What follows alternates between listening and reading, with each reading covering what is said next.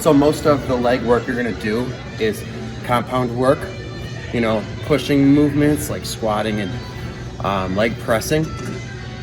But you do need to do some lateral work because that heavy compound work is mainly good for myofibrillar hypertrophy. But you need something for sarcoplasmic hypertrophy. All right, and to really get a good pump in your quads, you use the quad machine. Now it's best if you have one that has both legs independent. So always opt for that when that's available. If not, and you're using one where your legs work together, try turning your toes in a little bit, and that will optimize how you work your quads. But otherwise, it's the same for both, is that you want to take it slow and pause at the top.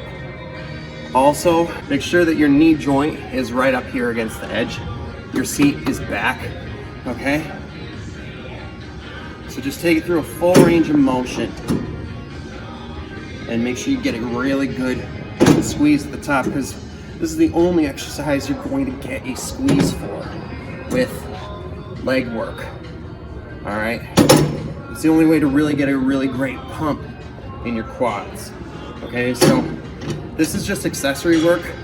You don't want to do a lot of it, but when you do it, you want to optimize it and maximize the few sets of it that you do, and you want to go for higher reps.